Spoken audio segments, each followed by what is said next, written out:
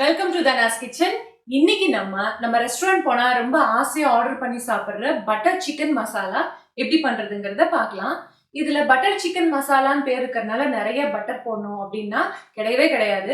இதுல யூஸ் பண்ற சாஸ் இருக்கு பாத்தீங்களா, அந்த சாஸை பட்டர் மாதிரி அதோட திக்னஸ்க்கு அதோட கன்சிஸ்டன்சிக்கு நம்ம குக் பண்ணணும். நல்லா நைஸா அரைச்சு அது நல்லா குக் பண்ணிட்டோம்னா அந்த பட்டரோட கன்சிஸ்டன்சி வரும். அதுதான் அதோட மீனிங்கே.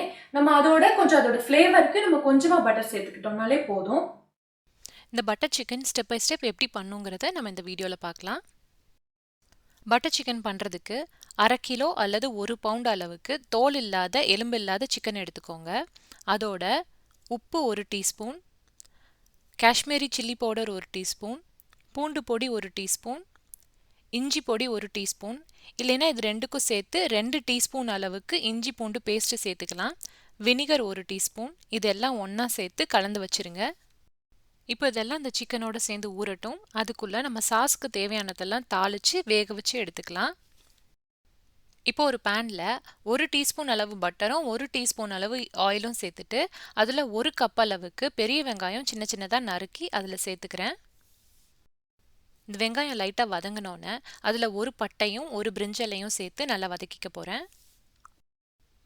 அடுத்ததாக 2 பெரிய சைஸ் தக்காளி எடுத்து அதை சின்ன சின்னதாக நறுக்கி அதையும் இந்த வெங்காயத்தோடு சேர்த்து லைட்டாக வதக்கிக்கோங்க.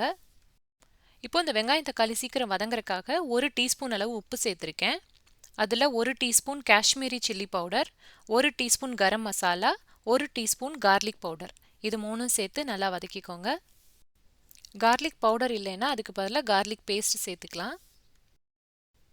இது எல்லாமே ஒரு லோ டு மீடியம் ஹீட் வச்சு லைட்டாக வதங்கினா போதும். அதுக்கப்புறமா 1 கைப்பிடி அளவுக்கு முந்திரி பருப்பு இதில் சேர்த்து அதையும் லைட்டாக வதக்கிக்கோங்க.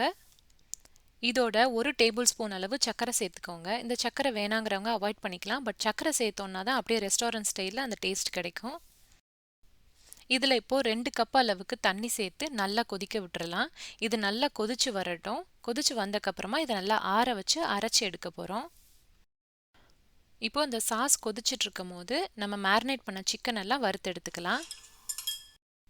இப்போ ஒரு பேனில் எண்ணெய் சேர்த்துட்டு அதில் நம்ம மேரினேட் பண்ணி வச்சுருக்க சிக்கன் எல்லாம் நல்லா குக் பண்ணி எடுத்துக்கலாம்.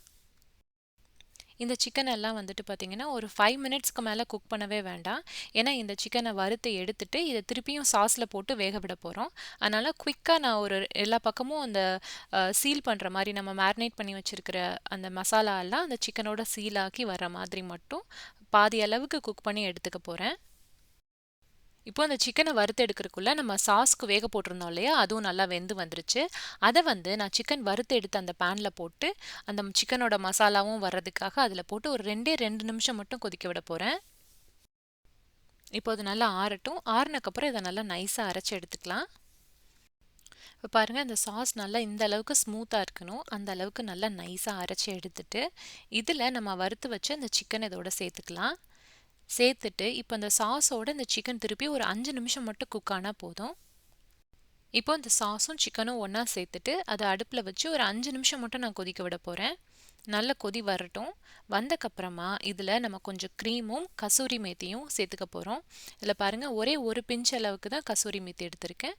அதை ஆட் பண்ணிவிட்டு ஸ்டவ் ஆஃப் பண்ணிடலாம். நல்லா ஸ்டவ் ஆஃப் பண்ணக்கப்புறமா உப்பு தேவையாக இருந்துச்சுன்னா உப்பு சேர்த்துக்கோங்க. சேர்த்து எல்லா டேஸ்டெல்லாம் கரெக்டாக ரெடி ஆனக்கப்புறமா ஓரளவுக்கு அந்த சூடு கம்மியானக்கப்புறமா இதில் க்ரீம் சேர்த்துக்கோங்க. இந்த பட்டர் சிக்கன் ரெசிபியை நீங்களும் வீட்டில் ட்ரை பண்ணி பாருங்கள். உங்களுக்கு எப்படி வந்தது, உங்களுக்கு பிடிச்சதா அப்படிங்கிறத எனக்கு கமெண்ட்ஸில் சொல்லுங்கள். தேங்க்ஸ் ஃபார் வாட்சிங்.